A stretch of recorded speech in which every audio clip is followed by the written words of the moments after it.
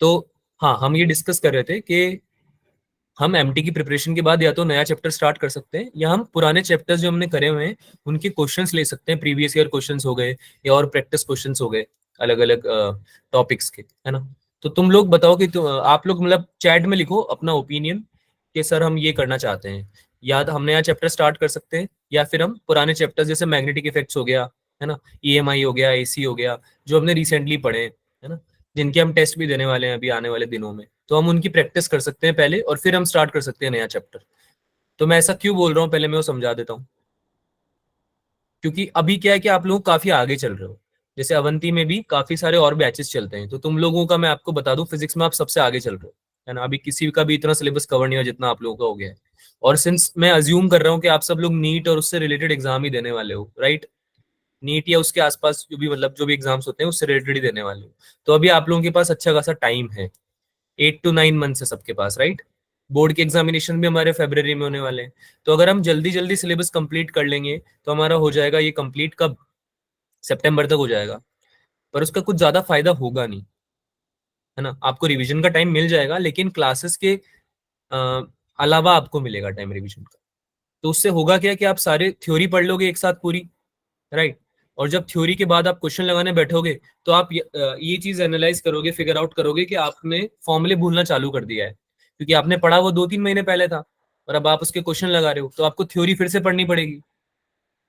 बात समझ में आ रही है मेरी जो मैं बोल रहा हूँ, यस सर। है ना। फिर थ्योरी वापस से पढ़ोगे तो उसमें टाइम थोड़ा एक्स्ट्रा जाएगा। ज्यादा बेटर तरीका क्या है कि हम जो भी पढ़ रहे हैं उसको पहले एकदम सॉलिड कर लें, है ना। अच्छे से क्वेश्चन प्रैक्टिस कर लें सबकी। जब क्वेश्चन प्रैक्टिस हो जाएगी तो फिर हम नया चैप्टर जब स्टार्ट करेंगे तो पुराने चैप्टर्स हमारे कंप्लीटेड होंगे। कंप्लीटेड मतलब हमें कॉन्फिडेंस रहेगा कि हाँ हमने इसकी इनफ प्रैक्टिस कर ली है, और अब हम जब नया चैप्टर पढ़ रहे हैं तो पुराने वाले को साथ लेके चल रहे हैं। तो ये एक तरीका हो सकता है प्रिपरेशन करने का। या फिर हम क्या करें कि एक बार पूरा सिलेबस कर लें और फिर क्वेश्चन लगाना चालू करें। तो तुम लोगों को बेटर तरीका क्या लग रहा है, बताओ। आप लोगों से पूछा जा रहा है ये चीज, ऐसा होता नहीं है पर पूछा जा रहा क्वेश्चन। है ना। रिवीजन करना ज्यादा अच्छा है तरीका, है ना, मेरे हिसाब से तो। क्योंकि उससे क्या होगा कि अभी हम जब प्रैक्टिस भी करेंगे साथ के साथ तो हमारे जो चैप्टर्स हैं वो कंप्लीट हुए।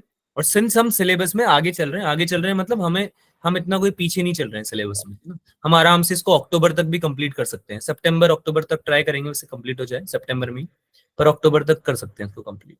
ठीक है, ताकि हमारी प्रैक्टिस भी हो गई होगी उस टाइम तक अच्छे से, और हमारे पास रिवीजन का टाइम भी मिल जाएगा। आपको 3 से 4 महीने इनफ है मेरे ख्याल से, है ना। 3 to 4 months are enough to practice, right. तो लेट्स डू वन थिंग, आप लोग एक चैप्टर सजेस्ट करेंगे।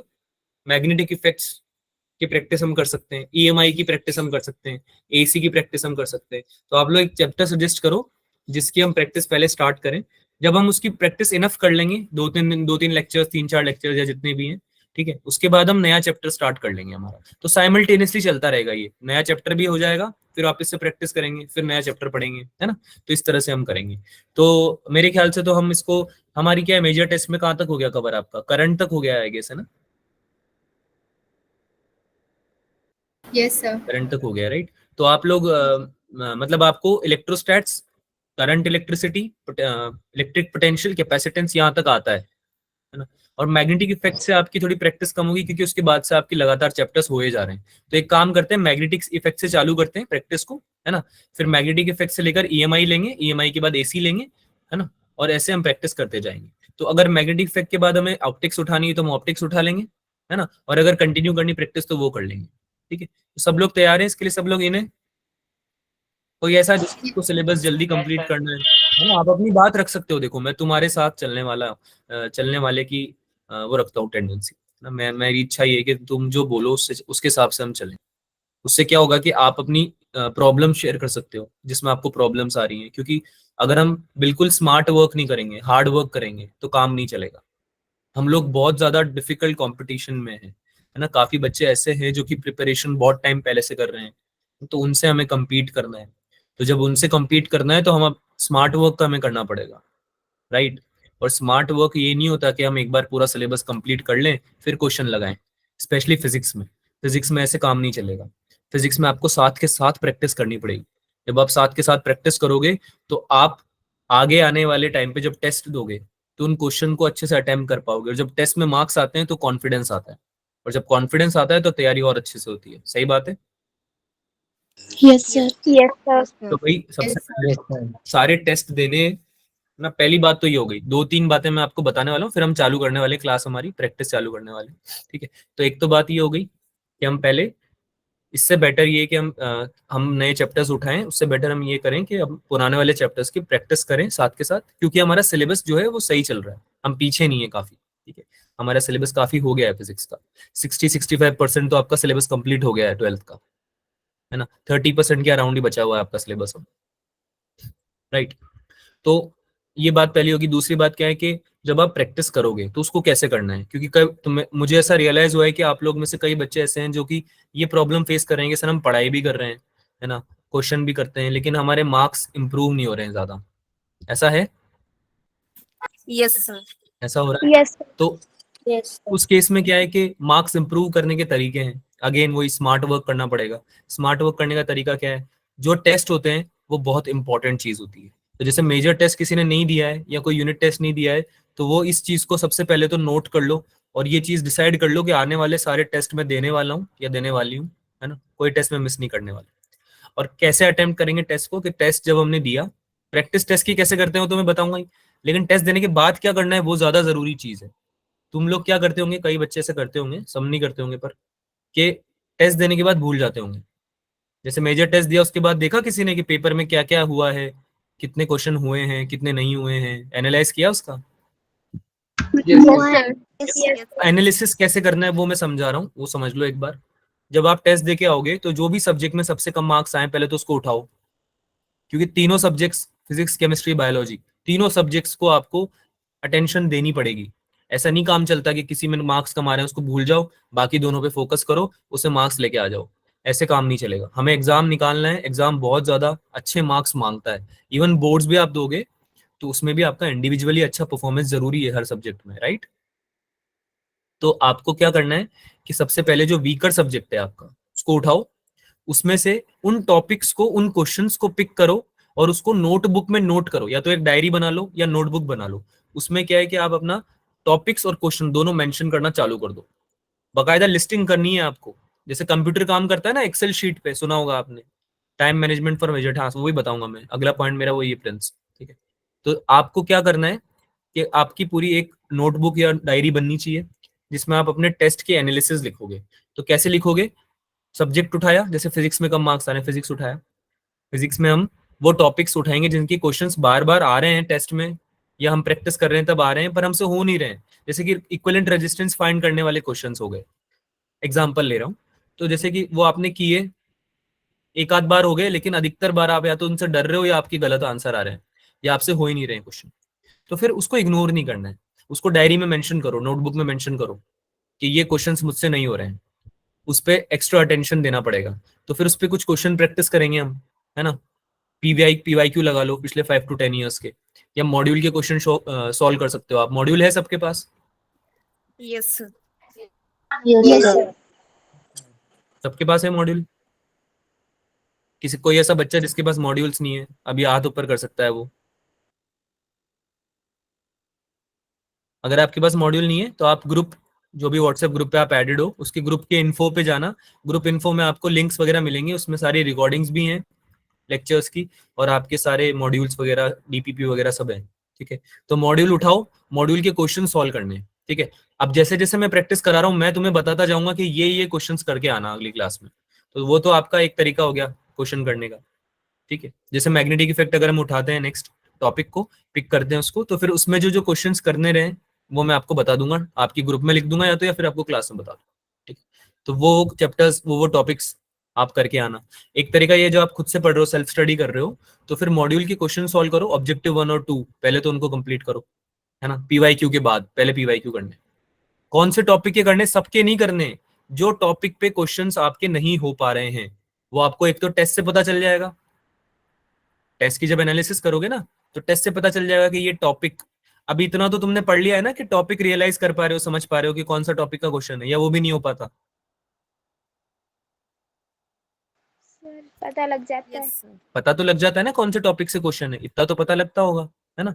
तो जो टॉपिक है उसको लिख लो, नोटबुक में नोट कर लिया, है ना। उस टॉपिक पे क्वेश्चन प्रैक्टिस करने हैं। या उस तरह का क्वेश्चन, टाइप ऑफ क्वेश्चन की बात कर रहा हूं मैं। ये किसी भी चैप्टर में हो सकता है, इलेक्ट्रोस्टैट्स में हो सकता है, कैपेसिटेंस में हो सकता है, ईएमआई में हो सकता है ना, एसी में हो सकता है।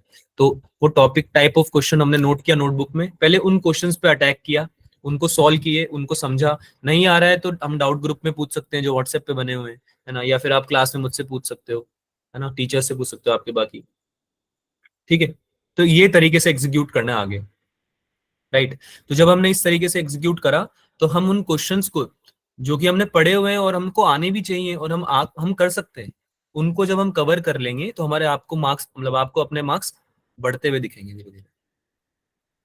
राइट, और जब नया पढ़ोगे तो कोई बैकलॉग नहीं होगा आपका, फिर नई चीज पे फोकस अच्छे से कर पाओगे। राइट, तो आप अपना जो टाइम है उसको जनरल प्रैक्टिस में मत लगाओ। जब मैंने अपनी तैयारी कर रहा था, या जब मैंने पिछले जितने भी सालों में पढ़ा है, almost I have taught a lot of students, help them clearing their NEET and JEE, तो मेरे को खुद को एक्सपीरियंस हुआ ये कि काफी सारे बच्चे इस चीज में स्ट्रगल करते हैं कि किस डायरेक्शन में पढ़ा जाए, है ना, पहले किस तरह के क्वेश्चन सॉल्व किए जाएं या कौन से टॉपिक्स को पहले कवर किया जाए। होती है आपको दिक्कत, ये आप लोगों को, Yes, sir. है ना, Yes, sir. थोड़े Yes, sir. एनालिसिस में दिक्कत होती है। तो स्मार्ट वर्क जो होता है ना, वो यही होता है, जो डिफरेंस क्रिएट होगा ना, तुम लोग सेलेक्ट हो पाओगे या नहीं हो पाओगे, वो सारा डिफरेंस ये यहीं पे आके सॉल्व होगा कि आप किस तरह की चीजें पहले कर रहे हो। अपना टाइम जो आप देते हो ना, किसी भी चीज को आप अपना टाइम देते हो, वही आपका फ्यूचर डिसाइड करता है। तो आपका फ्यूचर जो एग्जाम का है वो डिसाइड ये करेगा कि आप आज के टाइम पे किन क्वेश्चंस को ट्राई कर रहे हो। तो सबसे पहले उन क्वेश्चंस को ट्राई करना है जो कि इंपॉर्टेंट भी हैं, सिंस आपके टेस्ट में आ रहे हैं तो वो इंपॉर्टेंट है ना। तो टेस्ट को मैं बार बार फोकस क्यों कर रहा हूँ, क्योंकि टेस्ट के जो क्वेश्चंस हैं वो हमें हेल्प करते हैं समझने में कि एग्जाम हमसे क्या पूछना चाह रहा है। तो एग्जाम से भटकना नहीं है पहली बात।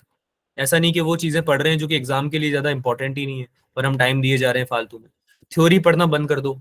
बंद कर दो मतलब फॉर्मूले रिवाइज करने हैं, लेकिन थ्योरी जैसे बचपन में पढ़ते थे ना, लेके बैठ गए कि भाई हाँ आप सब पूरे नोट्स रिवाइज कर रहे हैं, सारे पढ़ रहे हैं, वो चीजें कम कर दो। क्वेश्चंस के थ्रू रिवीजन चालू करो। मैं तो बोलूंगा बायोलॉजी और केमिस्ट्री में भी सेम चीज अप्लाई हो सकती है। फिर भी आप अपने रिस्पेक्टिव टीचर से पूछिएगा कि बायोलॉजी और केमिस्ट्री में क्या करना चाहिए, पर मैं आपको सजेस्ट करूंगा कि फिजिक्स में तो एटलीस्ट आप क्वेश्चन के थ्रू प्रैक्टिस करो। ठीक है, अब बिल्कुल भी थ्योरी के थ्रू प्रैक्टिस नहीं करनी है। थ्योरी भूल जाओ, थ्योरी भूल जाओ मतलब जो भी नया चैप्टर आ रहा है उसकी थ्योरी रिवाइज करो, लेकिन जो पुराने चैप्टर्स हैं उनकी थ्योरी उठा के पढ़ना बंद करो। फॉर्मूले देखने, फॉर्मूले देख लो, लेकिन थ्योरी पढ़ने का कोई सेंस नहीं है। तुम पढ़ चुके हो थ्योरी इनफ, डेरिवेशन करने का कोई मतलब नहीं है, वो कर चुके हो तुम सब। अगर नहीं करा है तो अलग बात है, फिर आप कर सकते हो समझने के लिए। लेकिन अगर आप एक बार भी पढ़ चुके हो थ्योरी, तो दोबारा उसमें टाइम वेस्ट मत करो, है ना। क्वेश्चंस के थ्रू फॉर्मूले रिवाइज करो, क्वेश्चंस के थ्रू टॉपिक को समझो, है ना। और जो क्वेश्चन आ नहीं रहे उनको बताओ। आप अपनी प्रॉब्लम अगर शेयर नहीं करोगे तो बेटा कौन करेगा, किसको पता चलेगा कि आपको किन चीजों में दिक्कत आ रही है। आपको बात समझ में आ रही है मेरी? Yes, sir. Yes, sir. तो आप लोगों को क्या करना है अब से, मैं ये नहीं बोल रहा आज ही करो, वैसे अच्छा होगा अगर आप आज से चालू करोगे। तो आप टेस्ट अपना पिक करोगे, जैसे मेजर टेस्ट हो गया उसको उठाया, मेजर टेस्ट के उन क्वेश्चंस को मार्क कर लिया जिनमें आपको दिक्कत आ रही है और जिनमें आपको पहले भी दिक्कत आई थी। राइट, उन क्वेश्चंस को नोट कर लिया अलग से। उन क्वेश्चंस को जब नोट कर लोगे तो फिर सीक्वेंस वाइज उनको सॉल्व करना चालू करो। उनके जैसे क्वेश्चंस पीवाईक्यू में आपको मिल जाएंगे, उन टॉपिक्स पे क्वेश्चन सर्च कर सकते हो आप, इंटरनेट पे भी मिल जाते हैं टॉपिक के क्वेश्चन पीवाईक्यूज। और अगर इधर उधर से नहीं देखने, या तो पीवाईक्यू करो, प्रीवियस ईयर क्वेश्चंस, या फिर मॉड्यूल से क्वेश्चन सॉल्व करो। ठीक है, उसमें भी आपको मिल जाएंगे टॉपिक वाइज।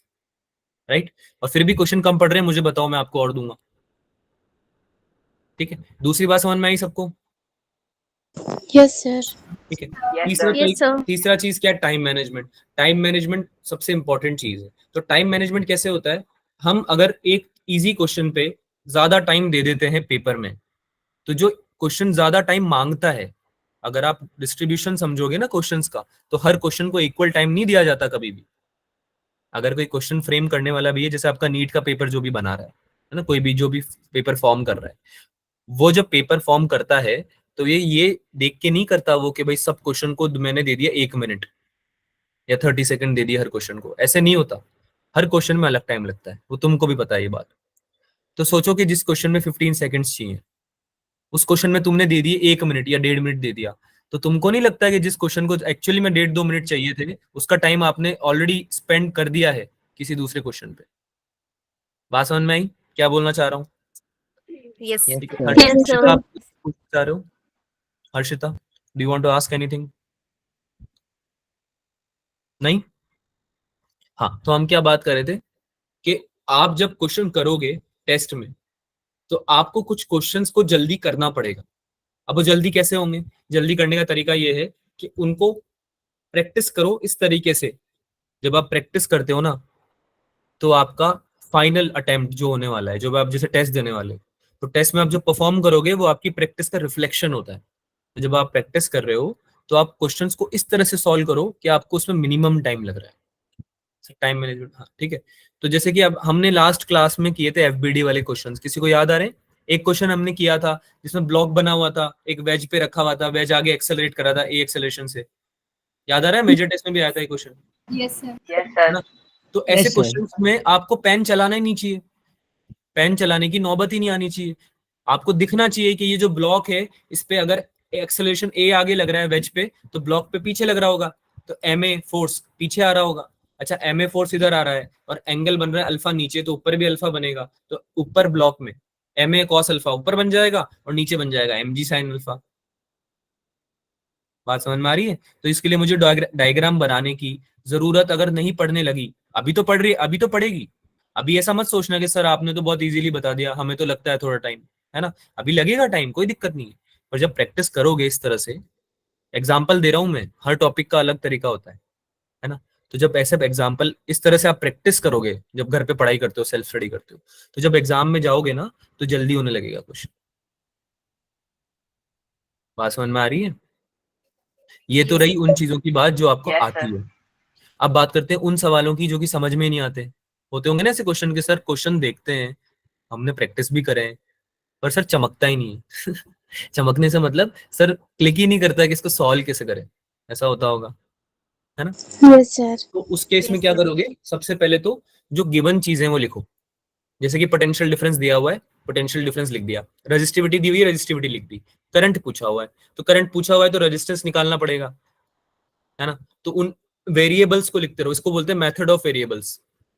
मतलब मैंने अपना पर्सनल नाम दिया है, ऐसा कुछ सर्च मत करना इंटरनेट पे। ठीक है, मेरा पर्सनल नाम है ये। तो मेथड ऑफ वेरिएबल्स क्या बोलता है कि पहले वेरिएबल्स को मेंशन कर लो सोल्यूशन में। पहले जो दिए हमें वेरिएबल्स वो लिख लो, जो पूछे जा रहे हैं वो लिख लो, फिर उसके ऊपर जो फॉर्मूले पता है हमें, जो अप्लाई हो सकते हैं। ये तब है जब क्वेश्चन समझ में ही नहीं आ रहा, वो फॉर्मूले नोट कर लो साइड में। जब ये सब आपने कर लिया काम, तो आप धीरे धीरे एलिमिनेट करना चालू कर सकते हो कि यार ये फॉर्मूला तो नहीं लग सकता इसमें, है ना? ये वाला लग सकता है, या ये कॉन्सेप्ट लग सकता है, ये वाला नहीं लग सकता। तो क्वेश्चन धीरे धीरे आपको क्या समझने में आने लगेगा। जब आप ये तरीका करने लगोगे, प्रैक्टिस करोगे इस चीज की भी, तो एक टाइम आएगा जब आपको क्वेश्चन दिखने लगेगा, समझने लगेगा। फिर भी कुछ क्वेश्चन ऐसे रह जाएंगे जो कि ये करने के बाद भी नहीं हो रहे हैं। अच्छा, ये पूरे काम में हार्डली 5 to 10 सेकेंड्स लगते हैं, आपको ज्यादा नहीं देना। जब आप 5 to 10 सेकेंड्स दे चुके हो और फिर भी क्वेश्चन नहीं समझ में आ रहा, आगे बढ़ो। जब तक आप पूरा पेपर अटेम्प्ट नहीं कर लेते, तब तक उस क्वेश्चन को दोबारा अटेम्प्ट नहीं करना है। जब पेपर पूरा अटेम्प्ट हो जाएगा, फिर वापस उस क्वेश्चन पे आओ, है ना? तब फिर वापस से ये तरीका लगाओ उस पे। एक बार ट्राई कर लिया, दूसरी बार ट्राई कर लिया, दूसरी बार में आ जाएगा अगर आपने प्रैक्टिस करी है तो। तब भी नहीं आ रहा है तो फिर उसको सोच के इस चीज मान के चलो कि यार ये क्वेश्चन मैं नहीं कर सकता हूँ अभी आज के दिन, लेकिन बाद में मैं इसको जरूर करके दिखाऊंगा, है ना? तो ये प्रैक्टिस पूरी टेस्ट में करनी है, ताकि फाइनल एग्जाम में ऐसा कोई क्वेश्चन आप रहे ही नहीं कि जो आप, मतलब आप समझ रहे हो, समझ ही नहीं पा रहे हो। एक दो क्वेश्चंस रहेंगे, पर एक दो क्वेश्चन ठीक है, एक दो क्वेश्चन में ऐसी कोई दिक्कत नहीं है, ठीक है, लेकिन एक दो क्वेश्चन से ज्यादा नहीं रहने चाहिए। मुस्कान, कुछ बोलना चाह रहे हो आप? सर फिजिक्स में कुछ क्वेश्चंस ऐसे होते हैं जो बहुत लेंथी होते हैं, तो सर वो मुझसे नहीं हो पाते, तो मैं वो कैसे करूँ? क्या होते हैं? बहुत लेंदी होते हैं। Yes sir. Lengthy as in लंबे होते हैं, मतलब सोल्यूशन लंबा होता है उनका। Yes sir. बेटा सोल्यूशन लंबा हो या छोटा, उससे फर्क नहीं पड़ता। फर्क इससे पड़ता है कि जो सोल्यूशन है वो आप समझ पा रहे हो क्या, आगे जब बढ़ना है वो बढ़ने का तरीका समझ पा रहे हो क्या। Physics is all about approach. Once you got the approach, then solution is a piece of cake. फिर तो कैलकुलेशन मिस्टेक अगर हो गई तो ही गलत होगा क्वेश्चन, वरना नहीं हो सकता। तो अप्रोच सबसे इंपॉर्टेंट है। सोल्यूशन से डरना नहीं है, क्वेश्चन से डरना नहीं है, अप्रोच पे फोकस करना है। अप्रोच होती क्वेश्चन कैसे करना है। जैसे कि वो, फिर से वो एग्जांपल लेता हूँ, इक्विलिब्रियम वाला क्वेश्चन, वो जो ब्लॉक था, वेज रखा हुआ है, उसके ऊपर ब्लॉक रखा हुआ है, क्वेश्चन पढ़ा अच्छे से, क्वेश्चन तुम्हें बोल रहा था कि उसने क्वेश्चन ने केवल एक्सेलरेशन दे रखा है और एंगल दे रखा है, एम मास तो आप खुद से अज्यूम कर सकते हो, उसमें कोई दिक्कत नहीं है। तो उस केस में आपको क्या समझना है कि क्वेश्चन पूछना क्या चाह रहा है। अब क्वेश्चन पूछना ये चाह रहा है कि जो ऑब्जेक्ट है, जो ब्लॉक है, वो इक्विलिब्रियम में रहना चाहिए। अब तुम्हारे दिमाग में सबसे पहले आया इक्विलिब्रियम मतलब होता है कि ये मूव नहीं कर रहा है ना, स्टेशनरी रहने वाला है ये। तो ना तो ये ऊपर जाएगा ना नीचे आएगा। तो ऐसा एक ही कंडीशन पे हो सकता है, जब जितना फोर्स ऊपर लग रहा हो उतना ही फोर्स नीचे लग जाए। बात समझ में आ रही है ना? यस तो सर। जब ये अप्रोच क्लियर हो गई, उसके बाद क्वेश्चन के लिए प्रोसीड करो। फिर सोल्यूशन से डरने की जरूरत ही नहीं है। फिर तो तुमको पता चल गया कि क्या करना है, तो तुम करते जाओगे। प्रोसेस आगे आगे जो भी है रिक्वायर्ड वो करते जाओगे। तो अप्रोच पे फोकस करना है, सोल्यूशन से डरना नहीं। अब सोल्यूशन अगर लंबा जा रहा है तो आपका टाइम ज्यादा लेगा। सही बात है, बिल्कुल सही बात है। अच्छा, वो टाइम कम कैसे कर सकते हैं? या तो उस क्वेश्चन की प्रैक्टिस आपने घर पे करी हुई हो 5-6 बार, तो जल्दी जल्दी सॉल्व होने लगेगा वो। पर अगर नहीं करिए प्रैक्टिस, तो जितना टाइम लग रहा है उतना दो। अगर आपको अप्रोच क्लियर है, अगर आपको ये समझ में आ रहा है कि क्वेश्चन मुझे समझ में आ गया है, मैं सॉल्व कर सकता हूँ, तो फिर दो उसको टाइम। फिर उससे घबराना नहीं है। हाँ, 2 मिनट हो गए, 3 मिनट हो गए, फिर भी नहीं हो रहा है, तो फिर उसको एक बार के लिए होल्ड पर डाल के हम आगे बढ़ सकते हैं। ठीक है, तो यहाँ पे फिर डाउट नहीं लाना है मन में कि यार ये ज्यादा टाइम ले सकता है, इससे तो मेरा टाइम किल हो जाएगा। लेकिन ऐसा सोचोगे ना तो वो क्वेश्चन भी नहीं हो पाएगा। और दूसरा जो क्वेश्चन अटेम्प्ट करोगे उसमें भी तुम क्या रखोगे? एंग्जाइटी रखोगे। बहुत ज्यादा इंपॉर्टेंट है कि आप यहाँ पे जीतो पहले। कोई भी वॉर, कोई भी लड़ाई, सिंस ये भी एक तरह का कंपटीशन, भी एक फाइट ही है, वो तब जीती जाती है जब आप पहले यहाँ पे जीतते हो। और यहाँ पे जीतने का मतलब क्या होता है कि जो पुराना क्वेश्चन है उसकी टेंशन, उसका स्ट्रेस अगले वाले क्वेश्चन पे नहीं लेके आना है। जो पहले था वो चला गया, अब जो आगे आएगा उस पर पूरा 100% नए कॉन्सेंट्रेशन के साथ, नई एनर्जी के साथ अटेम्प्ट करेंगे। समझ में आ रही है बात? तो ये यस प्रैक्टिस से सर। होता है। ये धीरे धीरे मेडिटेशन करके आप खुद को जैसे वो कर पाते हो ना, साउंड कर पाते हो, काम कर पाते हो खुद को, है ना? तो वैसे ही प्रैक्टिस करके आप क्या कर पाते हो, खुद का मेंटल प्रेशर हैंडलिंग को आप स्ट्रॉन्ग कर पाते हो, है ना? तो जब आप प्रैक्टिस करते हो तब आपको उसी टाइम पे खुद को ये सिखाना है कि मैं स्ट्रेस लेके अगले क्वेश्चन को अटेम्प्ट नहीं करने वाला या नहीं करने वाली। अगला क्वेश्चन तो मैं फ्रेश एनर्जी के साथ ही करूंगा। तो मेरे से जितना मैंने देना चाहिए था, मुझे उतना दे दिया है टाइम उस क्वेश्चन में। अब अगर अभी भी नहीं हो रहा है वो, तो मैं उसको छोड़ के आगे बढ़ने वाला हूँ और अगले क्वेश्चन पे मैं फ्रेश एनर्जी के साथ अटेम्प्ट करने वाला हूँ। और फिर जब एक बार हो जाएंगे सारे तो फिर से आऊंगा उसमें, मे बी वो सॉल्व हो जाए। आई बात समझ में? कई बार क्या होता है कि हम स्ट्रेस में आ जाते हैं, है ना? जब हमारे से लगातार 2-3 क्वेश्चन नहीं हो रहे होते तो हम स्ट्रेस में आ जाते हैं। सबके साथ होता है, मेरे साथ भी होता है इवन अभी भी। अगर मैं आज भी कोई क्वेश्चन सॉल्व कर रहा होता हूँ या कोई एग्जाम के लिए मतलब एक पेपर सॉल्व कर रहा होता हूँ, तो फिर मेरे को भी ऐसा लगता है बीच बीच में कि अगर लगातार 1-2 क्वेश्चन नहीं हुए तो थोड़ा ऐसा लगता है कि क्यों नहीं हो रहे हैं, है ना? होता है ना ऐसा? तो अगले वाले क्वेश्चन को हम क्या कॉन्सेंट्रेशन से अटेम्प्ट ही नहीं कर पाते हैं। फिर जो इजी क्वेश्चन होते हैं ना, वो भी नहीं हो पाते। तो it's not an easy game. यहाँ पे हमको यहाँ से भी स्ट्रांग होना पड़ेगा, मेंटली भी स्ट्रांग होना पड़ेगा। तो खुद को सिखाना पड़ेगा वो टाइम के साथ में हमें, है ना? अगर हम पॉजिटिव है ना कि हमें निकालना ही है, इतना तो सबको क्लियर है कि निकालना ही है एग्जाम। यस ये सर। किसी को डाउट है इस यस चीज सर। पे? Yes sir. है ना? किसी को डाउट तो नहीं है ना कि बोर्ड एग्जाम में अच्छा परफॉर्म करना है या फिर जो भी नीट या कोई भी एग्जाम है तो उसको क्लियर करना है? देखो, मैं अभी तुम्हें बता रहा हूँ, अगर आपके कट ऑफ से आधे मार्क्स भी आ रहे हैं तो भी आप क्लियर कर सकते हो। आपको खुद पे कॉन्फिडेंस रखना है। ठीक है, अगर आपके आधे मार्क्स भी आ रहे हैं और आप ये सोच रहे हो पहले से हार के बैठ गए हो, तो पक्का हारोगे। लेकिन अगर पॉजिटिव रहे और मेहनत जितनी रिक्वायर्ड है जितनी करी स्मार्टली, स्मार्टली, तो चांसेस हैं कि आपका सिलेक्शन हो जाए। चांसेस हैं, प्रोबेबिलिटी है। लेकिन अगर नहीं की तो 100% श्योरिटी है कि नहीं होगा। ठीक है, तो खुद को पहले तो ये तैयार कर लो। चाहे तो अगर आपको अपनी कमरे की दीवारों पे कहीं कुछ लिखना है तो वो लिख दो दीवारों में। मतलब कुछ स्टिकर चिपकाते हैं ना लोग, जैसे आपने सुना होगा AIR1 लिख के दीवार लगा लेते हैं। सुना है कभी कोई ऐसे लिख करता है? तैयारी करते वक्त AIR1 लिख दिया, दीवार पे लगा दिया कि AIR1 आएगा हमारा, है ना? तो वो क्या क्या रीजन होता है उसका? क्या रीजन होता है? कुछ लोग तो ऐसा सोचते हैं कि भाई मेहनत तो करूंगा नहीं, AIR1 लगा दिया है, इस AIR1 में कोई जादुई शक्तियां हैं जो मुझे फर्स्ट रैंक दिलवा देगी, इसको रोज देखूंगा मैं और मेरा AIR1 आ जाएगा, है ना? कुछ तो ऐसा सोचते हैं। तो उनका क्या होने वाला है वो तो हम सबको पता है। और कुछ लोग इसलिए लिखते हैं उसको ताकि वो खुद को ये रिमाइंड कर सके, खुद को याद दिला सके रोज that you can do it. Shikha Dubey बोल रही मोटिवेशन, हाँ ठीक है, हाँ वो मोटिवेशन का सोर्स बनाते हैं, because the biggest motivation that comes with in you, यानी कि आपके खुद के अंदर से आता है जो सबसे बड़ा मोटिवेशन होता है, और आप खुद ही जगा सकते हो और खुद ही बिठा सकते हो, है ना। तो ऐसा कुछ अगर आप करना चाहते हो तो आप वो भी कर सकते हो कि आप अपने रूम में कहीं ना कहीं लिख लो जो चीजें आपको रोज करनी है उनके बारे में, राइट। और एग्जाम तो आपको क्लियर करके ही रहना है। Turn anger into fuel, yes. Olympics आप लोग देख रहे होंगे आजकल, तो ओलंपिक्स में भी ऐसा होता है कि कई कोई पीछे चल रहा है, 10-0 से पीछे चल रहा है, लेकिन अगर वो स्ट्रांग है ना, उसके अंदर विल है, उसको पता है कि मुझे जीतना ही है, तो वो 10-0 की जो गैप है उसको भी कवर करके मैच जीता है। इस ओलंपिक में भी हुआ ऐसा। तो तुम भी एक तरह से प्लेयर ही हो, एक प्लेयर फाइटर होता है, तुम भी स्टूडेंट हो, तुम भी फाइट ही कर रहे हो अपने एग्जाम के लिए, राइट। तो आप लोगों को भी गिव अप नहीं करना है। अगर आप सही में चाहते हो that you want to clear this exam, you want to, जितनी भी आपने मेहनत करी है अभी तक, है ना, उसका कुछ रिजल्ट अच्छा मिले आपको, तो आपको पॉजिटिव रहना है, खुद को मोटिवेटेड रखना है और स्मार्टली वर्क करना है, ठीक है। बाकी जो भी रिसोर्सेज चाहिए, जो भी हेल्प चाहिए, उसके लिए हम लोग हैं ही सही, है ना।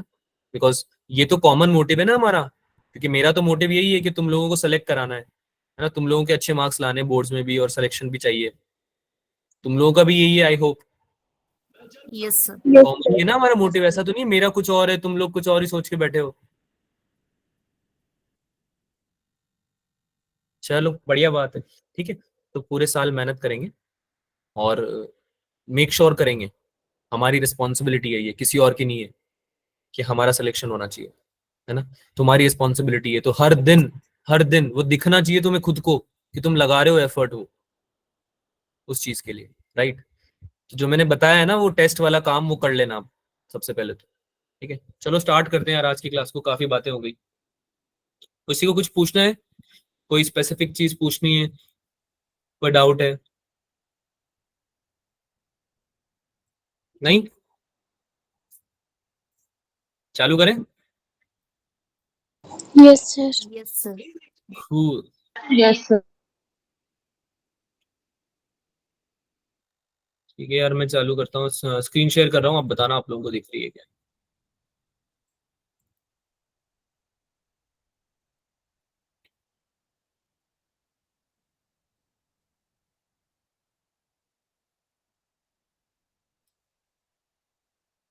एक सेकंड रुको, गिव मी 1 मिनट।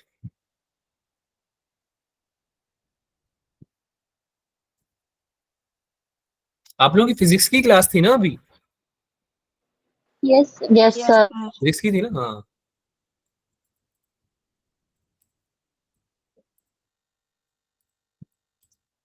सर आप कोई और सब्जेक्ट भी पढ़ाते हो तो? मैं पढ़ाता सब हूँ बेटा, पर मैं फिजिक्स ही पढ़ा रहा हूँ फिलहाल, तो मैथ्स ही पढ़ा देता हूँ बीच बीच में।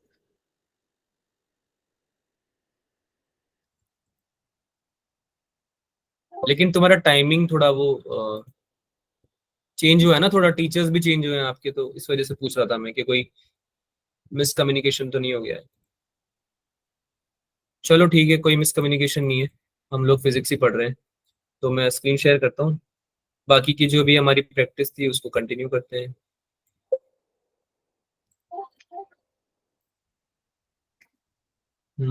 दिख रही है स्क्रीन?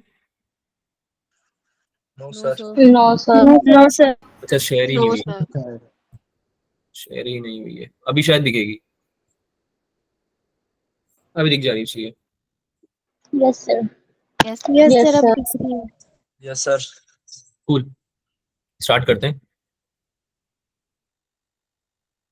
तो भाई हमने कुछ क्वेश्चन कर लिए थे, ये सब है ना, ये सब प्रैक्टिस कर लिए थे, इसके नोट्स भी मैं आपको दे दूंगा, आज मैं कंबाइंड नोट दे दूंगा। लास्ट कल वाली क्लास के नोट्स मैंने इसलिए नहीं दिए थे क्योंकि आज की क्लास हम एमटी कंप्लीट कर लेंगे, तो फिर उस साथ में एक साथ दे दूंगा पूरा आपको, ठीक है। तो यहाँ तक हमने कर लिया था शायद, यहाँ तक कर लिया था हमने, राइट। या यस ये सर। वाला बचा हुआ था? नहीं, ये बचा हुआ था शायद, है ना? इसके पहले ये वाला योर। किया था हमने, 1.5 और 1.5 के दो लिए थे ना, यस याद आ सर। रहा है? Yes yes sir. 9 न्यूटन आ रहा था लगाई सर। थी दोनों तरफ, है ना, सॉल्व किया था इसको। तो ये लास्ट क्वेश्चन यही किया था शायद कल वाली क्लास में, याद दिलाओ यस बच्चों सर। को, यस सर। है ना। यस तो यहाँ से स्टार्ट करना है, चलो स्टार्ट हो जाओ। अगला क्वेश्चन अटेम्प्ट करेंगे सब लोग। अटेम्प्ट करना है, चाहे हो नहीं हो, अटेम्प्ट जरूर करना है।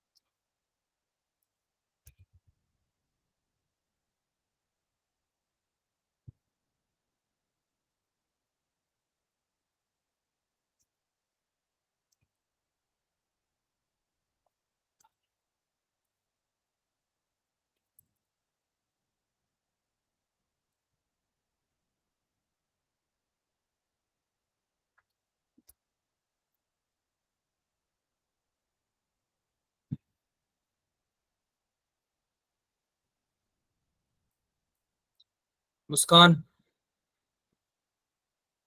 Yes sir. आपने हाँ हैंड रेज किया है, सर आंसर कितना? क्या? Sir option A. Option A. Prince, chat में भी लिख सकते हो आप लोग आंसर अपने। सर यही आ रहा है, ठीक है भाई, करो, बाकी लोग भी करो।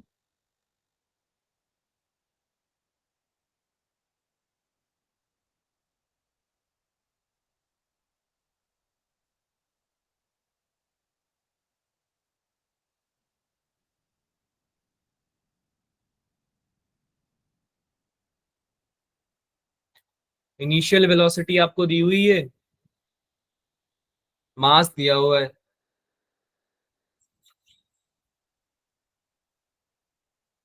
सबसे पहले एक्सेलरेशन निकाल लो, फोर्स निकालना है इसमें, आप कितना फोर्स लगेगा, एवरेज फोर्स।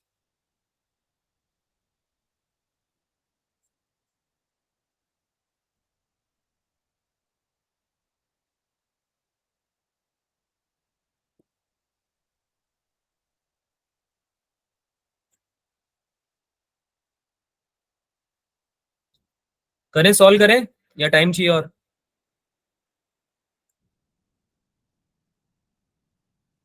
करें सॉल्व, ठीक है। तो भाई इनिशियल वेलोसिटी यस। दी हुई है 36 किलोमीटर पर आवर। तो न्यूटन में सिंस हमारे आंसर्स है तो हमें इसको मीटर पर सेकंड में कन्वर्ट कर लेना चाहिए। 36 × 5/18 कितना हो गया ये? 10 मीटर पर सेकंड, है ना। इसके अलावा हमें फाइनल वेलोसिटी कितनी दी हुई है भाई? 0, जीरो। है ना। स्टॉप लिखा हुआ है, रुक गई है आपकी गाड़ी, तो रुक गई है तो भाई 0 ही होगी फाइनल, राइट। अच्छा, डिस्प्लेसमेंट कितना कवर किया इसने? 4 मीटर का, है ना। यस। सबसे पहले तो हम एक्सेलरेशन निकाल लेते हैं। एक्सेलरेशन ही निकलेगा, कितना हो जाएगा भाई? v² - u² upon 2s। कितना आ गया ये? 0² माइनस 25/2। 10 का स्क्वायर अपॉन 2 × 4, कितना आ गया? 25/2। 55/55 कहाँ से आ गया? सर 25/2। हाँ, 50 बाय आपका आ गया ये 4, यानी कि 25/2 ये आया माइनस का, यस सर। मीटर पर सेकंड स्क्वायर, ठीक है। अच्छा, फोर्स पूछ रहा है, ये कितना फोर्स लगा होगा एवरेज? तो फोर्स का तो फॉर्मूला भाई सिंपल है, m × a होता है। एवरेज फोर्स तो इतना ही लगेगा, है ना। मास कितना दे रखा है? 200 किलोग्राम, मल्टीप्लाई बाय 25/2, कितना आंसर आया? 25, है ना। अब इसमें माइनस आएगा मुझे पता है, पर माइनस साइन बस ये बता रहा है कि किस अपोजिट डायरेक्शन में लग रहा है ना। लेट्स से फ्रिक्शनल फोर्स होगा तो अपोजिट डायरेक्शन में लग रहा होगा, फोर्स की डायरेक्शन बताएगा माइनस बस, ठीक है। ये डायरेक्शन के लिए मैग्नीट्यूड आपसे क्वेश्चन में पूछा हुआ है, तो आंसर आ जाएगा ए ऑप्शन। कोई डाउट है इसमें किसी को? No sir. No. Sir. No sir. आगे चलो, अब हम आ जाते हैं थोड़ा आगे, यानी कि 12th क्लास पे आ जाते हैं।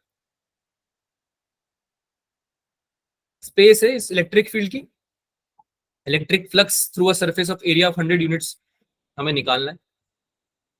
इलेक्ट्रिक फील्ड हमें दी हुई है, बहुत इजी क्वेश्चन है।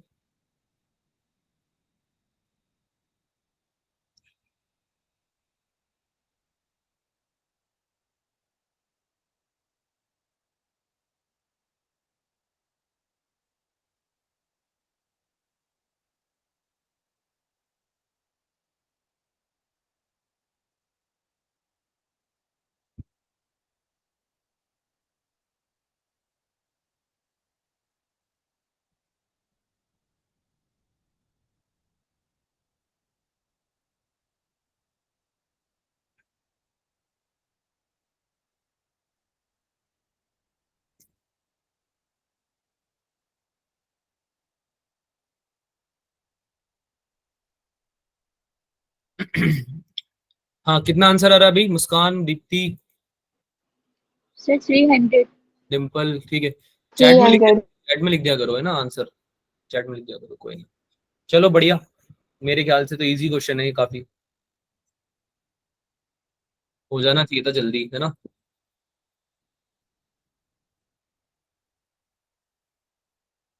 एक्स वाई प्लेन की बात हो रही है, ठीक है। तो तुमको इलेक्ट्रिक फील्ड दी हुई है 8i cap plus 4j cap plus 3k cap, है ना। इसमें जो अगला ऑप्शन है, यानी कि अगला जो हमें चीज चाहिए वेरिएबल है, जैसे कि हमने बात करी थी वेरिएबल्स हम लिखते हैं, तो ये दिया हुआ है तुमको एरिया। अब एरिया तो भाई एरिया वेक्टर लेना पड़ेगा ना यहाँ पे, अरे एरिया वेक्टर लेना पड़ेगा ना। तो अगर एक्स वाई प्लेन है, एक्स वाई प्लेन में तुम्हारा सरफेस है, तो उसका एरिया वेक्टर जो होगा वो तो के कैप में होना चाहिए। अरे बात समझ में आ रही है? Yes, sir. एरिया वेक्टर तो के कैप परपेंडिकुलर होता है ना, कोई भी सरफेस होता है उसके परपेंडिकुलर होता है एरिया वेक्टर, तो है ना। तो अगर एक्स वाई प्लेन में तुम्हारा कोई सरफेस है तो उसके परपेंडिकुलर क्या हो जाएगा? जेड एक्सिस हो जाएगा। बात समझ में आ रही है? तो डीएस वेक्टर जो हो जाएगा एरिया वेक्टर, वो आपका किधर हो जाएगा? 100k cap. क्या हो जाएगा? 100k कैप, क्योंकि आपको फ्लक्स निकालना है। तो आपका फ्लक्स कितना होता है भाई? ई डॉट डी एस, ये फॉर्मूला पढ़ा था हमने शायद। Yes. 4j cap plus 3k cap, dot ले लो इसका 100k कैप के साथ, कितना आ गया भाई?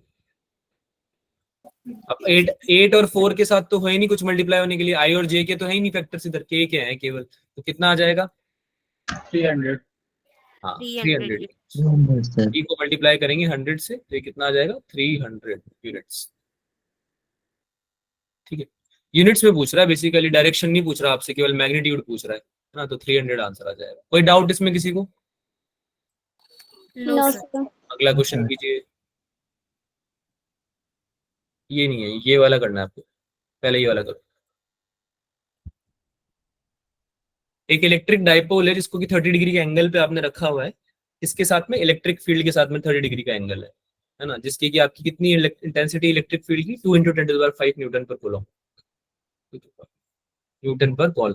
So it experiences a torque, torque की वैल्यू दे रखी 4 न्यूटन मीटर। तो आपको बताना है चार्ज कितना होगा डाइपोल पे, अगर डाइपोल लेंथ भी आपको दी हुई है। तो टॉर्क का फॉर्मूला याद करो पहले, तो क्या होता था? बहुत इजी है। P sin theta. Tan theta. हाँ वेरी गुड। तो उससे आपका क्या निकल जाएगा? उससे आपका निकल जाएगा पहले तो पी की वैल्यू निकलेगी डाइपोल मोमेंट की, है ना। डाइपोल मोमेंट का फॉर्मूला क्या होता था फिर वो याद करो, उससे आपका आंसर हो जाएगा। जल्दी से बता दो कितना आ रहा है।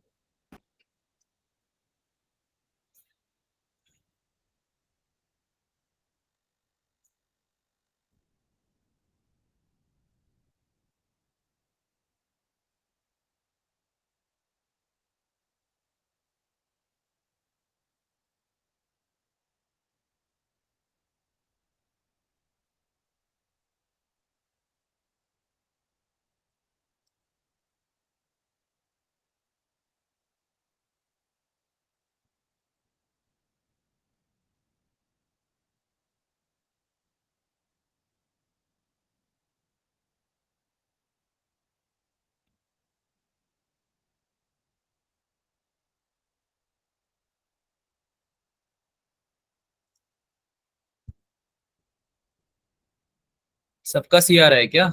Anshika, sir C option. ये आ रहा है सबका? चलो बहुत ही बढ़िया बात है, इजी क्वेश्चन है काफी है। सॉल्व करते हैं इसको।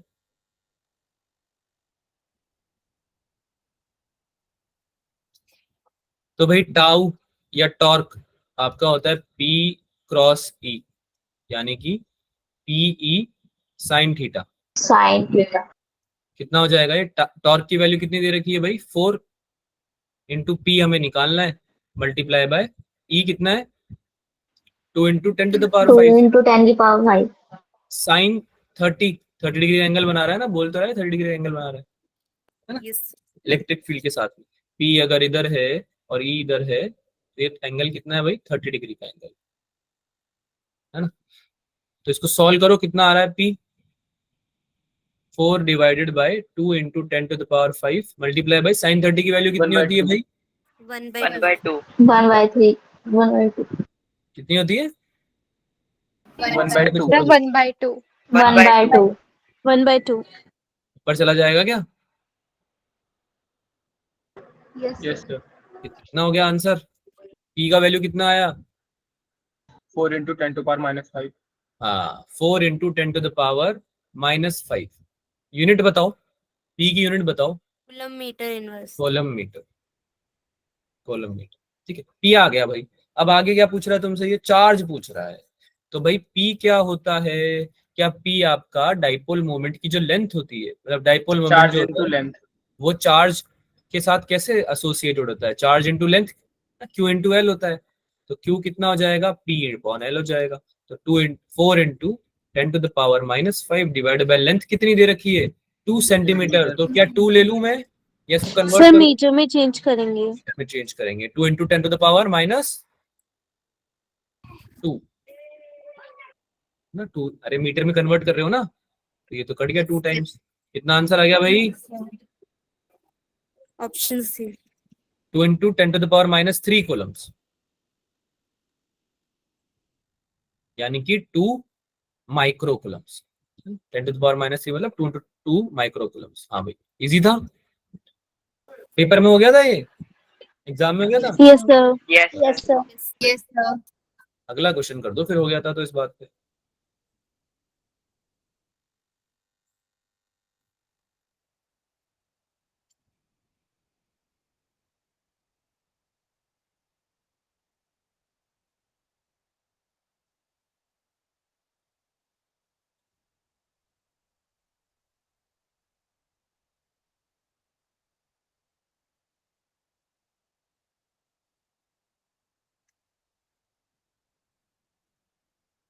नेटवर्क इशू है।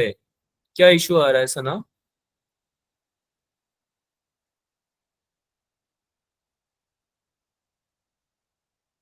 क्या इशू आ रहा है बच्चा? क्वेश्चन बोल रहा है आपका कि एक 100 वॉट का बल्ब है B1 और दो 60 वॉट के बल्ब है B2 और B3। दोनों को कनेक्ट कर दिया आपने, देख सकते हो आप यहाँ पे पैरेलल में कनेक्टेड है, ठीक है।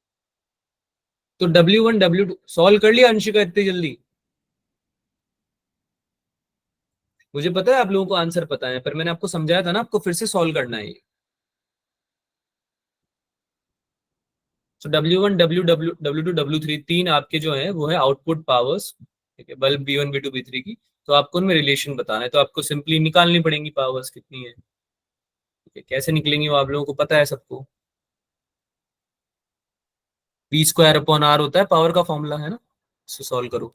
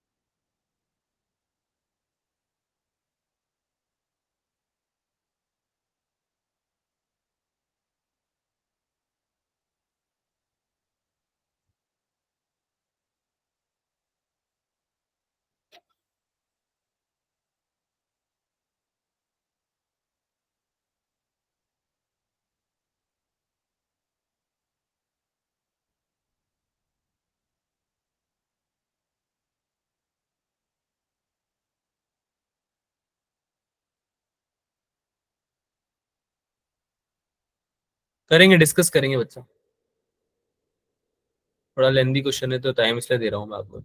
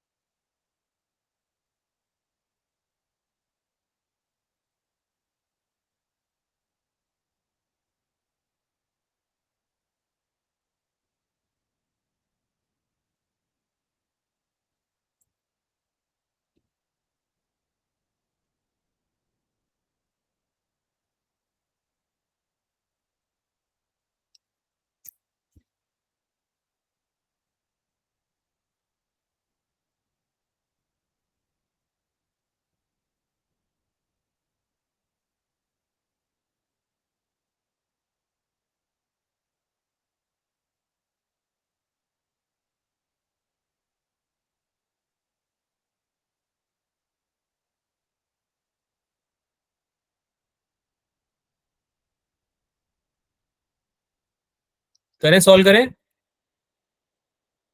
Yes sir. सॉल्व करें। Yes, sir.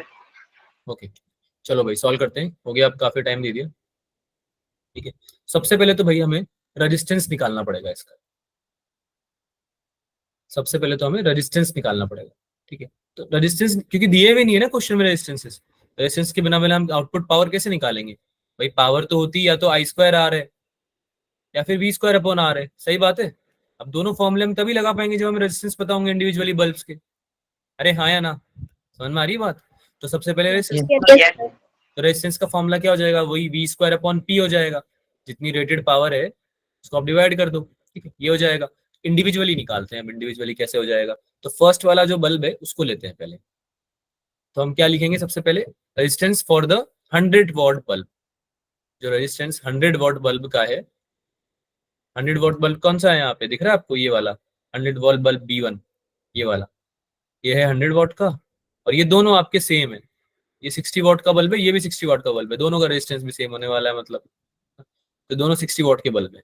तो अब इसके बारे में बात करते हैं। आर ऑफ 100 वॉट बल्ब कैसे निकालेंगे भाई? वी स्क्वायर अपॉन आर, सही है, वी स्क्वायर अपॉन आर से निकालेंगे ना, sorry V square upon P, V square upon rated power, right? कितना हो जाएगा ये? 250 का होल स्क्वायर, जितना पोटेंशियल दे रखा है, और इसका कितना रेटेड पावर है? 100।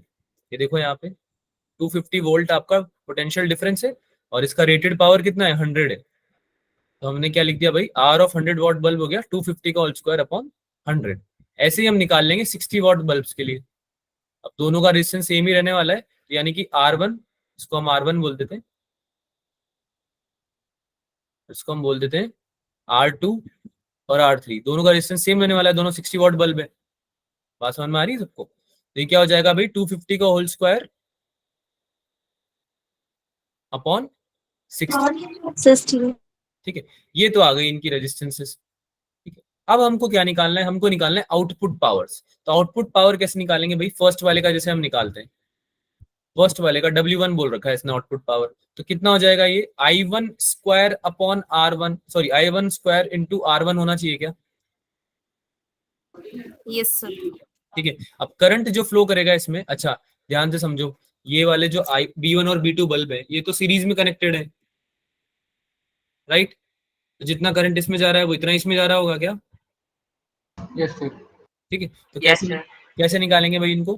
पहले तो आप लिखोगे V स्क्वायर, आई लिखोगे पहले तो आप, कहाँ सॉल्व कर रहे थे हम इसको? आगे यहाँ पे।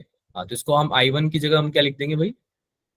आई क्या होता है? V अपॉन आर होता है ना, आई V अपॉन आर होता है ना, तो ये Yes, क्या हो sir. जाएगा? V upon R1 plus R2 इसका होल स्क्वायर। क्यों लिखा मैंने ऐसा? पोटेंशियल डिफरेंस तो V जा रहा था इस पे, देखो पोटेंशियल तो V जा रहा था ना इन दोनों पे, इस पे तो V जा रहा था, अरे पोटेंशियल V जा रहा था, 250 वोल्ट जा रहा था इस पे। और रेजिस्टेंस जो आप लोगे वो आप इक्विवेलेंट रेजिस्टेंस लोगे B1 और B2 का। जब भी दोनों सीरीज में कनेक्ट होते हैं तो हम इक्विवेलेंट रेजिस्टेंस क्या लिखते हैं? R1 plus R2। सही बात है, ऐसे ही निकालते हैं Yes, ना। sir. Yes, कितना sir. करंट जाएगा इस पूरी ब्रांच में, इस वाली ब्रांच में कितना करंट जाएगा, उसके लिए हमें इन दोनों रेजिस्टेंस का इक्विवेलेंट रेजिस्टेंस निकालना पड़ेगा, राइट? तो वो हो जाएगा R1 प्लस R2। ठीक है, तो इसलिए हमने यहाँ पे क्या ले लिया? R1 प्लस R2 का होल स्क्वायर। अब मुझे मल्टीप्लाई करना है R1 से। क्या मैंने R1 निकाला हुआ है? Yes sir. अच्छा, आई स्क्वायर R1 आप लिख सकते हो V square upon R1 plus R2 का होल स्क्वायर इंटू R1। अच्छा, यही हो जाएगा V इंटू R1। अभी मैं R1 लिख देता हूं यहाँ पे, ठीक है। अब मैं निकालना चाहता हूं W2। अच्छा, W2 के फॉर्मूले में क्या लिखूंगा? Same V upon R1 plus R2 का whole square multiply by R2। कोई डाउट है इसमें? कोई डाउट है क्या इसमें? No, sir.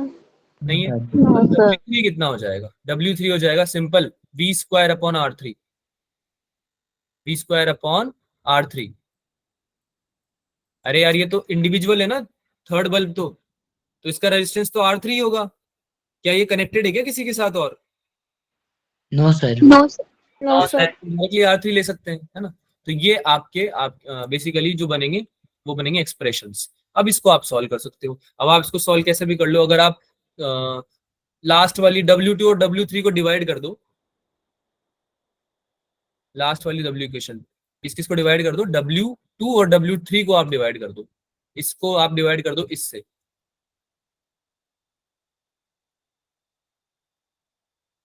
तो ध्यान से देखो क्या क्या बच रहा है।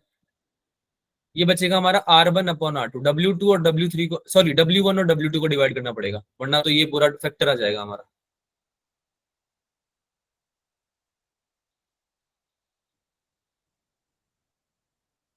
क्योंकि हमें एलिमिनेट करना है ना, बेसिकली सिंप्लीफाई करना है इसको, तो हमें W1 और W2 को डिवाइड करेंगे। बताओ कितना आएगा बच्चों?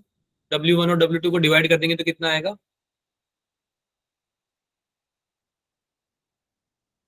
R1 by upon R2. R2 आएगा। अरे R1 अपॉन R2 आएगा ना, इसको इससे डिवाइड कर दोगे तो Yes, ये तो पूरा फैक्टर ही चला जाएगा, ये पूरा फैक्टर कैंसिल आउट हो जाएगा, हाँ या ना? Yes, sir. Yes, sir. तो W1 अपॉन W2 आ गया आपका R1 अपॉन R2, और W2 अपॉन W3 आप निकालना चाहोगे तो आप R1 R2 की वैल्यू तो निकाल सकते हो, सीधे रिप्लेस कर सकते हो। R1 अपॉन R2 आ गया है आपका, तो हम क्या करेंगे? R1 R2 की वैल्यू रिप्लेस कर देंगे किसमें? हमारी इक्वेशंस में जो हमने स्टार्टिंग में निकाली थी। कौन सी वाली? R1 और R2 की। ये वाली इक्वेशन, इसको हम बोल देते हैं 1, और ये वाली इक्वेशन R2 कहाँ गया? यही है ना R2, हाँ, इसको बोल देते हैं 2। तो आप R1 और R2 को रिप्लेस कर दो, replacing R1 and R2 in equation 1 and 2। ठीक है, तो जब आप इसको रिप्लेस करोगे तो आपका ये बन जाएगा अच्छा खासा एक इजी सा इक्वेशन बन जाएगा। सॉल्व कर देता हूं मैं इसको। W2 upon W3 equals to आपका बनेगा 15 अपॉन 25। इसको रिप्लेस कर लेना, इसको सॉल्व करना एक बार, हो जाएगा ये। R1 और R2 की जगह जब आप रिप्लेस करोगे इस इक्वेशन को बेसिकली आप उठा के इसमें रख रहे हो, इस वाली में और इस वाली में। बात समझ में आ रही है मेरी? R1 और Yes, R2 की वैल्यू आप रख रहे हो इसमें, तो आपका W2 और W3 भी सॉल्व हो जाएगा। W2 और W3 भी सॉल्व हो जाएगा, क्योंकि आपको V की वैल्यू मिल जाएगी। इसकी वैल्यू मिल जाएगी V की वैल्यू, ठीक है। V की वैल्यू तो आपको पता ही है, सॉरी V की वैल्यू नहीं मिलेगी आपको, W3 की वैल्यू मिल जाएगी, ठीक है। तो W2 अपॉन W3 आपका आ रहा है 15/25। इसका थोड़ा कैलकुलेशन लगेगा, ठीक है, इसको सॉल्व कर लेना। अगर नहीं आता है तो फिर इसको डिस्कस कर लेंगे, कोई दिक्कत नहीं है, ठीक है। अच्छा, W2 अपॉन W3 को फिर से सॉल्व करोगे आप रेजिस्टेंसेस के लिए। W2 और W3 को आप एक बार फिर से सॉल्व करोगे रेजिस्टेंसेस के लिए, तो ये आपका आना चाहिए R2 R3 upon R1 plus R2। ये हमें मिला है कि कौन कौन सी इक्वेशन से, 4th एंड 5th इक्वेशन, यानी कि 4th कहां गई हमारी, ये वाली देखो, ये है 3rd इक्वेशन, ये है 4th इक्वेशन और ये है 5th इक्वेशन। तो 4th एंड 5th से हमें मिला है एक और W2 अपॉन W3 का वैल्यू। समझो, फिर से बता रहा हूं मैं, समझना। एक बार तो हमने ये वाली एक्सप्रेशन को यूज किया है ना, और 1 और 2 को यूज किया W1 और W2 में रिलेशन को आइडेंटिफाई करने के लिए, ठीक है। तो उससे हमें एक बार मिल गया ये एक्सप्रेशन। फिर हमने 4th और 5th को यूज किया, यानी W2 और W3 वाली इक्वेशन को यूज किया, तो उससे हमें क्या मिलेगा भाई, डिवाइड करो, W2 अपॉन W3 को करो, कर पा रहे हो। ये आ जाएगा R2 R3 upon R1 plus R2 का होल स्क्वायर।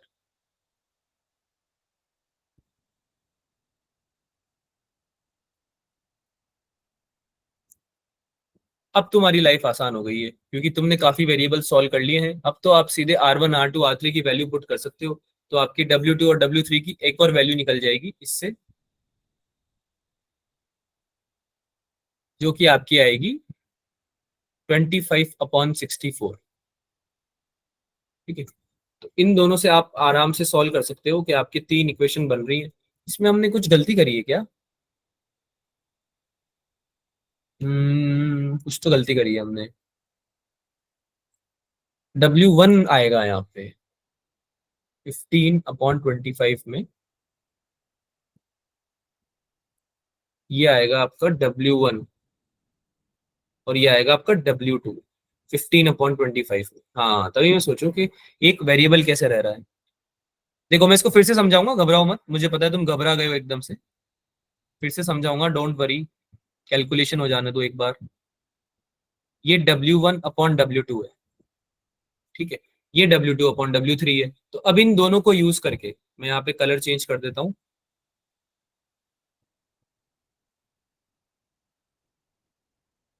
देखो, इसको यूज करके क्या आप रिलेशन बता सकते हो?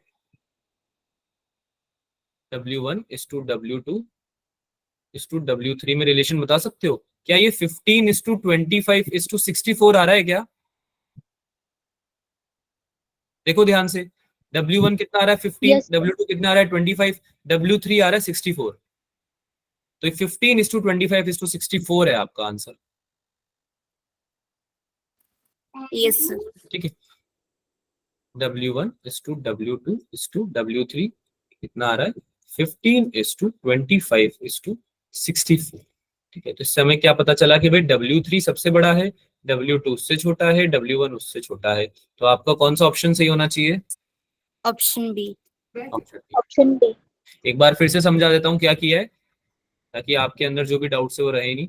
देखो, सबसे पहले हमने क्या किया बच्चों, पहले हमने रेजिस्टेंस फाइंड किया, क्योंकि रेजिस्टेंस हमें पता जब तक नहीं चलेगा हम आउटपुट पावर्स नहीं निकाल पाएंगे। तो रेजिस्टेंसेस का हमने क्या निकाला, एक रिलेशन निकाला, ठीक है। R1 निकाला पहले हमने, है ना, 250 का होल स्क्वायर अपॉन 100 आ जाएगा, रेटेड पावर 100 है। उसके बाद हमने R2 और R3 निकाले, जो कि दोनों बराबर होंगे। रीजन क्या था इनका? क्योंकि दोनों किसके बल्ब थे, 60 वॉट के बल्ब थे दोनों, है ना। तो R2 और R3 में निकाल लिया रिलेशन। उसके बाद फिर हमने क्या करा, आउटपुट पावर निकालनी चालू करी। तो W1 निकालना था, W2 निकालना था, W3 निकालना था। तो हमने क्या किया, W1 निकाला पहले, तो वो वेरिएबल की टर्म्स में आएगा बच्चों। W1 किसकी वेरिएबल की टर्म्स में आएगा? V upon R1 plus R2 का होल स्क्वायर इंटू R1। अब या तो तुम यहाँ पे वैल्यूज रख दो R1 की, यहाँ पे वैल्यू रख दो R2 की, उसको सॉल्व करो, बहुत लंबी प्रोसेस हो जाता। आप समझ रहे हो, ये आपको कॉम्प्लिकेटेड इसलिए लग रहा है क्योंकि मैंने जो वैल्यू निकाली ना R1 R2 की, वो मैंने पुट नहीं करी। अगर मैं पुट कर देता तो तुमको लगता है कि सब कुछ इजी चल रहा है, पर वो लेंदी हो जाता बहुत ज्यादा। मेरा पॉइंट समझ में आ रहा है? कोई ऐसा जिसको समझ में नहीं आ रहा पॉइंट? वो बहुत ज्यादा क्या हो जाता, लेंदी हो जाता, लंबा हो जाता प्रोसेस, क्योंकि हम सॉल्यूशन कैलकुलेशंस बढ़ा देते।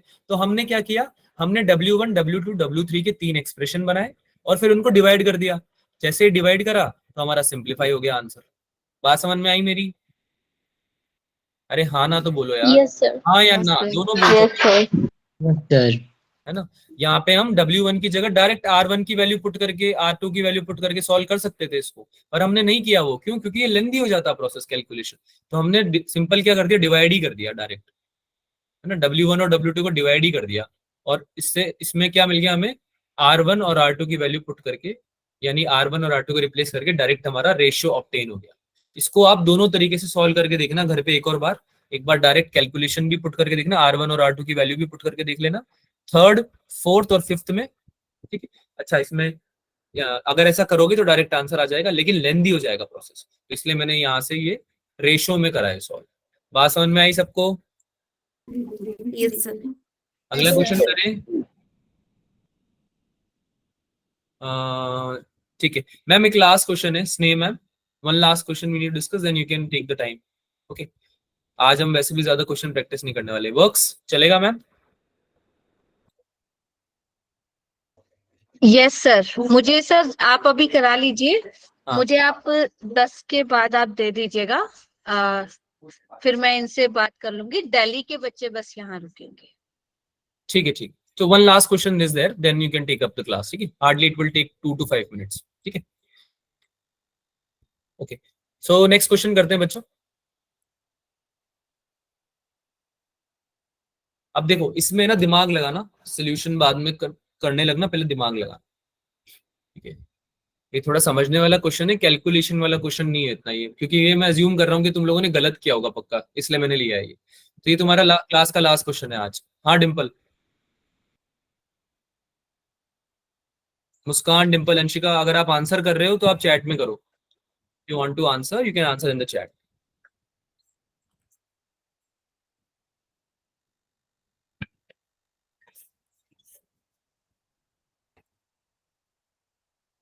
सी।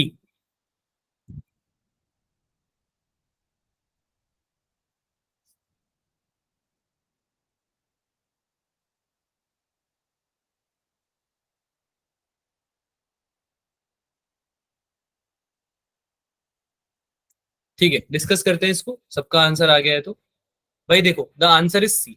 रीजन क्या है इसका, ये आपसे पूछ रहा है कि सबसे ज्यादा ब्राइटेस्ट कौन सा बल्ब होगा। अब देखो, हमें अभी तक ये पढ़ते हुए आ रहे हैं कि जो ब्राइटेस्ट बल्ब कौन सा होता है, जिसमें मोस्ट करंट फ्लो होता है ना, जिसका सबसे ज्यादा करंट होता है। ठीक है, तो भाई देखो, सारे आइडेंटिकल बल्ब्स हैं, ए बी सी, सारे बल्ब्स आइडेंटिकल है, रेजिस्टेंस में कोई चेंजेस नहीं है। तो जो बैटरी से डायरेक्टली कनेक्टेड है वो सी बल्ब भी तो है। अरे यार, जो बैटरी तुम्हें दे सकती है करंट, वो सबसे ज्यादा कौन लेगा, सी लेगा। उसके बाद तो ये पैरेलली डिस्ट्रीब्यूट हो गए हैं यहाँ पे और यहाँ पे, है ना। तो ये डिवाइड हो जाएगा ना करंट इसमें। बात समझ में आ रही है? Yes, sir. करंट डिवाइड हो जाएगा इन दोनों ब्रांचेस में। इसमें कुछ I1 जाएगा, इसमें कुछ I2 जाएगा लेट्स से, लेकिन इसमें पूरा I जाएगा, है ना। तो सी में सबसे ज्यादा बल्ब जा रहा है, most current, that's why it will be brightest one. ठीक है, तो अगर आपको ये, आपने एग्जाम में सही किया है तो बहुत अच्छी बात है, पर ऐसे क्वेश्चंस हमें गलत नहीं करने हैं। ठीक है, चलो भाई, कुछ क्वेश्चंस बचे हैं, वो आप होमवर्क ले लेना। ठीक है, आज की क्लास हम यहीं तक रखते हैं।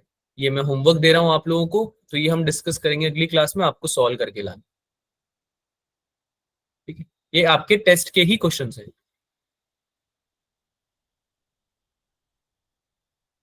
अच्छा, ये कुछ क्वेश्चन मैंने एक्स्ट्रा डाले हैं इसमें। ठीक है, एसी के क्वेश्चंस हैं ये, तो इनको आप सॉल्व कर सकते हो, आपने करे हुए ऑलरेडी वैसे इस तरह के क्वेश्चंस, तो आपसे हो जाएंगे इजीली। फिर भी डाउट आता है तो हम इसको नेक्स्ट क्लास में ले लेंगे। ठीक है, बताओ भाई, किसी को कोई डाउट है? No, sir. Anybody has anything to ask? No sir. ठीक है, सारे अभी बच्चे, अभी जाना नहीं है। ठीक है, जो दिल्ली वाले बच्चे उनको रुकना है। ठीक है, तो अभी आप जाना मत। मैम आप ले लीजिए, टेक ओवर कर लीजिए स्नेह मैम। ओके ओके बच्चों, bye bye, will meet in the next class. Bye bye. Bye, sir. बेटा, Bye. जो दिल्ली वाले बच्चे हैं, आप सभी आपके पापा मम्मी अभी तो घर पे होंगे सबके, राइट? हाँ ना? Yes, ma'am. Yes, हाँ, ma'am. है ना? तो जरा पापा मम्मी को साथ में बुला लो। सुविज्ञा सर, आप क्लास से जाइएगा मत, अदरवाइज ये क्लोज हो जाएगी। ठीक है मैम, आप मुझे बता दीजिएगा, इन्फॉर्म कर दीजिएगा जब हो जाए तो मैं फिर अदरवाइज attend आप मुझे होस्ट बना दो, देन ये क्लास कंटिन्यू रहेगी। सभी बच्चे Okay, अपना कैमरा ऑन करेंगे और पापा और मम्मी को साथ में बैठा लेंगे। मैम हिमाचल वाले लीव कर सकते हैं ना? हाँ हाँ, हिमाचल वाले बच्चे जा सकते हैं, क्योंकि आप लोग ऑफलाइन आ नहीं सकते ना बेटा, क्योंकि काफी दूर पड़ता है। हिमाचल वाले बच्चे जा सकते हैं। दिल्ली वाले बच्चे, सभी बच्चे अपने पापा मम्मी को साथ लेके बैठेंगे। जरा मैं 2 मिनट दे रही हूँ, सभी जल्दी से ये कर लीजिए। सर आप रिकॉर्डिंग इसकी स्टॉप कर सकते हैं। Okay ma'am, sure. हाँ जी।